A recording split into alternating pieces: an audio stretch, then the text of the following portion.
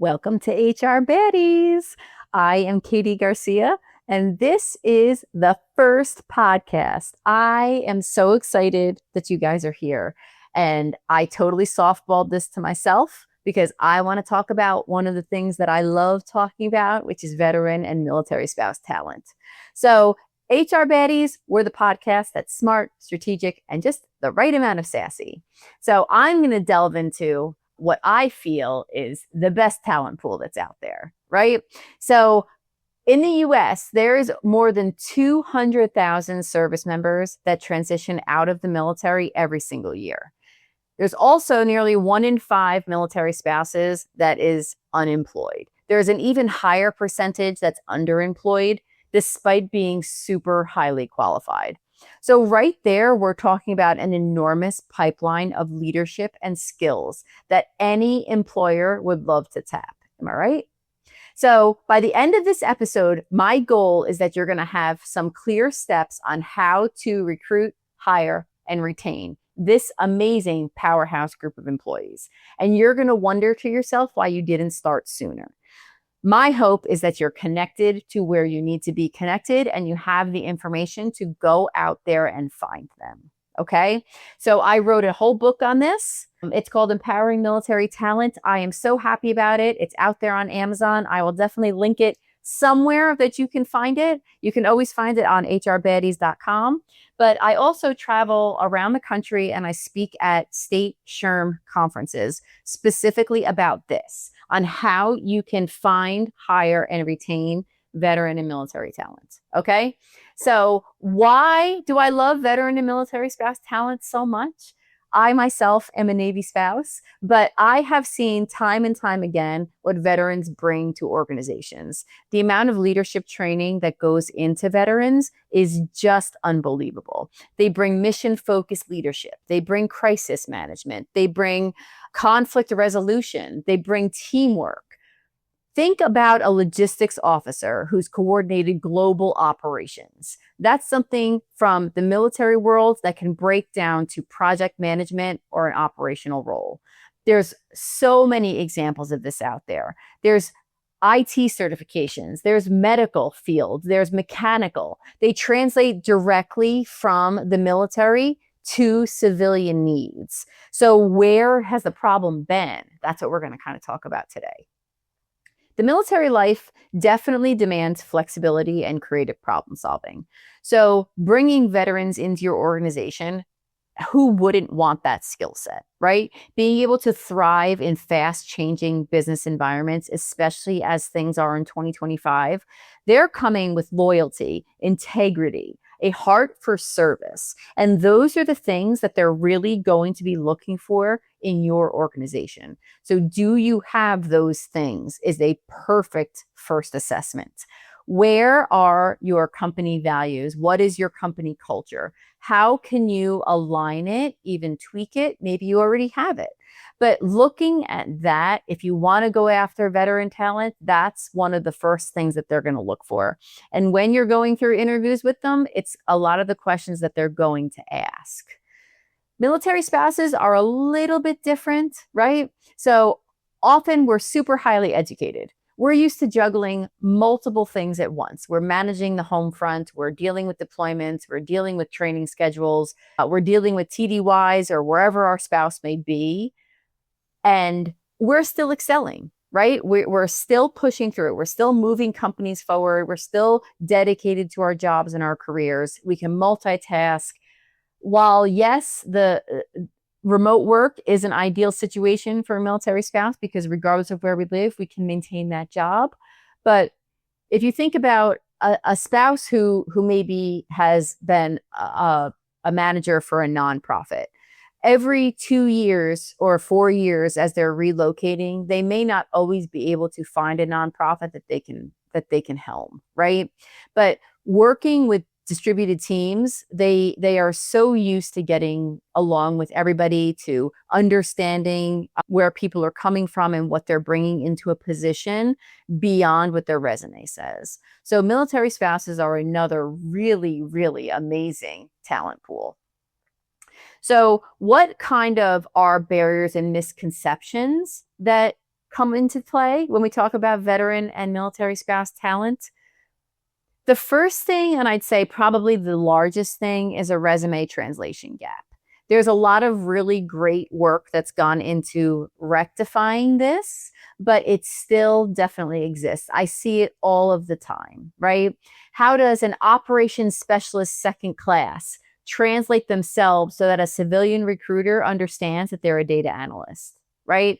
How does a master at arms translate to the civilian side that they're a police officer or that they're a physical security specialist? There's great support pieces that are out there for the civilian side as well as the military side, right? There's military to civilian skill translators. ONET is one. Google actually has a really great one where you can put in what their MOS was, which their MOS is kind of the job that they did in the military. And then it translates out what it would be on the civilian side. Also kind of understanding ranks, right? What's an E versus an O. And then it goes up kind of like a scale, right? So like if you have an E8, what does that actually mean, right? They're really what would be called middle to upper management, right? So understanding kind of the military jargon as a recruiter and a hiring manager is really going to help set you apart. Okay. So, when we talk in transition, a lot of what I just talked about is kind of the standard transition where it's an active duty service member who is either retiring or transferring out of the military. Okay. There's this whole other subset group that's called the Guard and Reserve. Okay. So they maintain a civilian job, and then they also have a contract to serve in the military, right?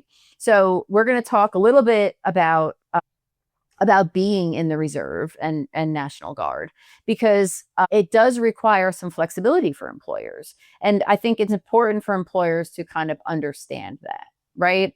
So there's this fear when you hear that they're in the military, you may not understand active duty versus reserve, right? But there are two different components. So when we talk about Guard and Reserve, you're talking about a few days a month, 2 weeks a year, which does make it manageable with planning, but having that conversation and making the candidate, the service member, feel that they can share that is going to do amazing things for you. There's kind of a fear that does exist, regardless of that there's federal laws, that there's support groups, that there's all these different things that are out there.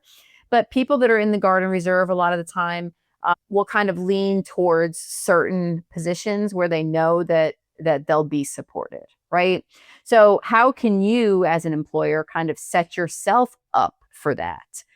That's something that to definitely look into and understand a little bit better. When it comes to spouses, I think the biggest barrier would be the ability for jobs to move with them, right?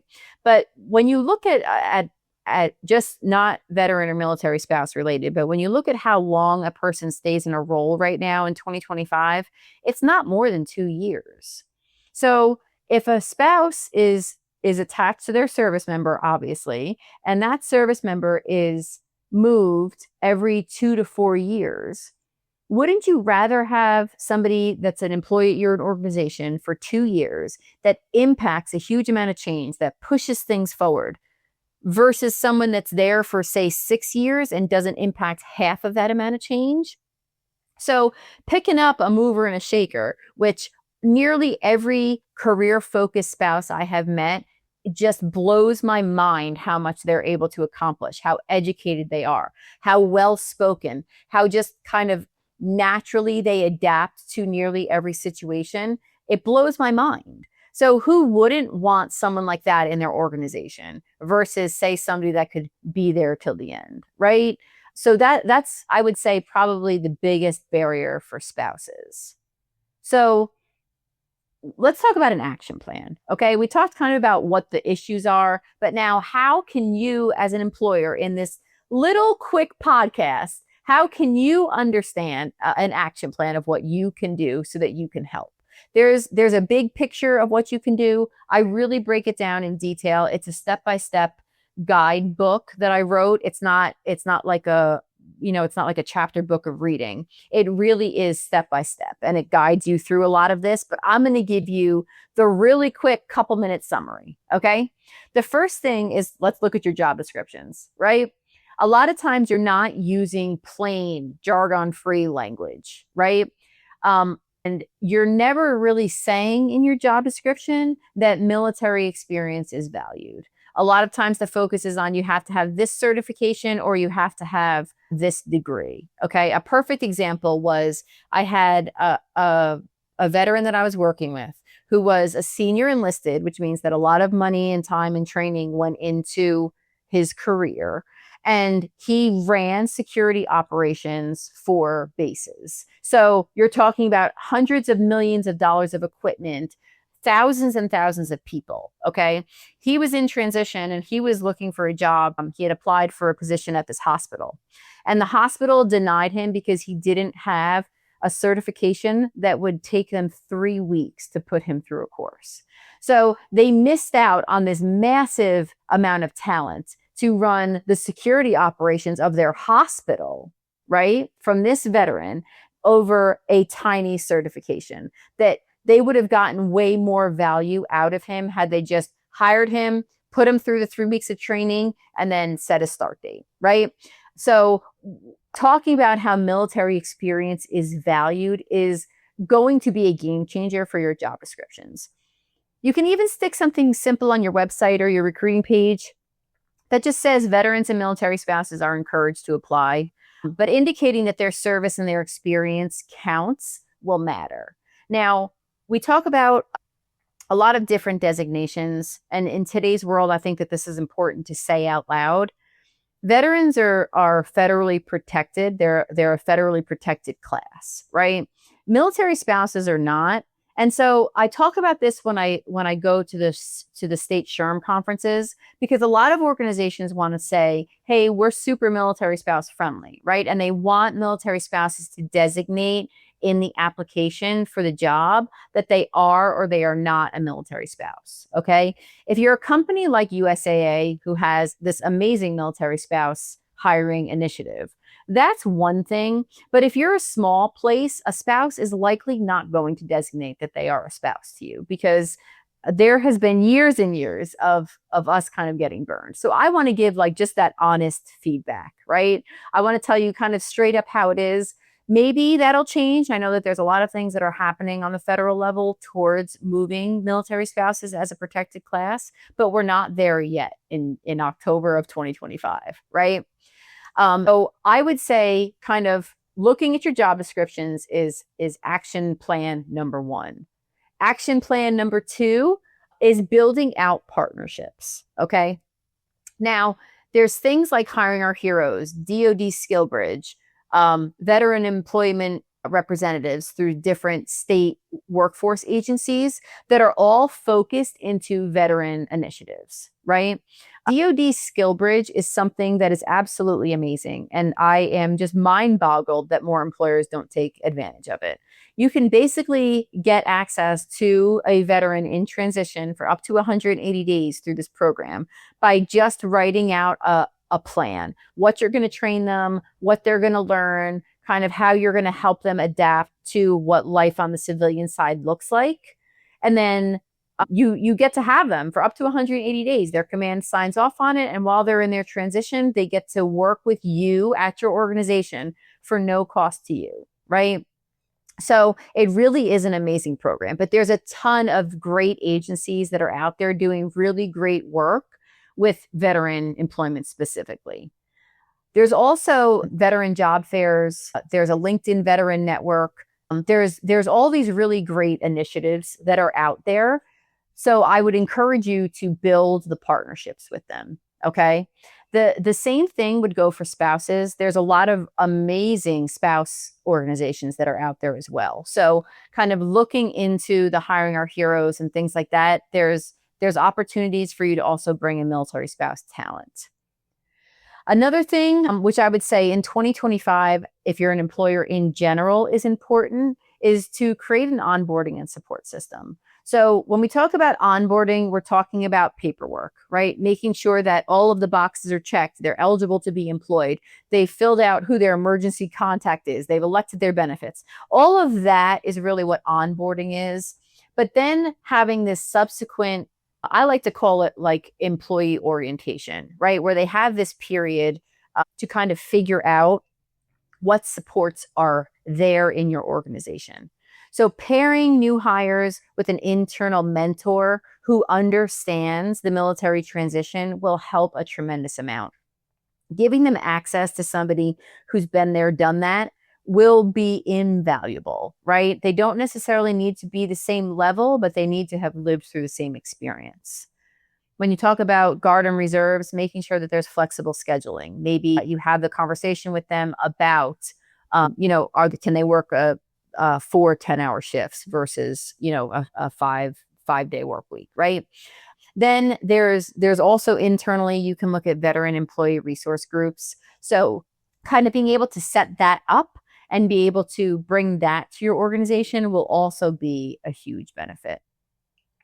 So we're going to do, let's do, take out a piece of paper, take out a pen, and let's write down a quick start today checklist. Okay. This is going to help move you forward and kind of give you something tactical that is not overwhelming. Okay. So number one, pick one job description, right? Let's write it into plain language. Let's add in there how a veteran's skills may transfer in, right? If you think about a diesel mechanic in the military, that will translate great to a ton of technical hands-on careers out in the civilian world, right? They may not have done HVAC specifically in the military, but you may, as an HVAC employer, be able to kind of tap into the fact that they are technically inclined and bring them up to speed to where you need them. So pick one job description, rewrite it in plain language, and let's signify out where a veteran could fit best, right? Pick one veteran-focused organization to partner with. I listed out a ton of them. I have a lot in the book. I have a lot about this that I'm going to be pushing out on my LinkedIn for October to kind of look at veteran employment and how we can move it forward, how we can connect better to veteran talent, how we can get to that place. So I'm going to be focusing into a lot of the veteran-focused organizations that are out there. So be sure to give me a follow on LinkedIn if you don't follow me already.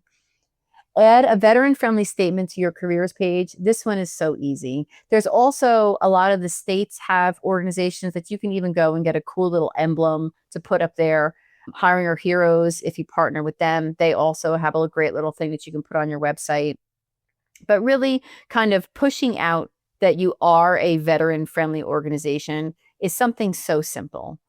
There's also, you can look at a lot of different resources. I'll kind of highlight out American Corporate Partners is a great one. ESGR, which is the employer group. So they're an employer resource group for Guard and Reserve. Okay. And then the Military Spouse Professional Network is another one that is just phenomenal. It connects, these are volunteer, these are people connecting people, right? Veterans and military spouses want to work. So I'm kind of giving you the easy way in, right? A lot of these you can find just by Googling them. Okay. So we kind of talked really quick in this first little podcast about veterans and spouses and kind of the skills, the grit, the loyalty, the things that they bring to the table, right? So we want to make sure that you're not overlooking them because of some acronyms on a resume. And we really want to make sure that you know where to find them. I think that's a big gap right now where people don't know where to find veterans or military spouses to bring in as employees. Okay. So I invite you to kind of share this episode with the rest of your hiring team, with your hiring managers, with anybody you know that transitioned out of the military. I would love to have a conversation with anybody regarding any aspect of this because I think it's so interesting. And I think that the world is kind of moving in a really great place with this, and I'm excited to be there for it. I also am going to encourage you to subscribe here to HR Baddies. HRBaddies.com is where I'm going to kind of post out all the updates to things. But since this is the first one, I'm going to go ahead and drop 3 episodes together. So be sure to check out also AI in recruiting and pay transparency.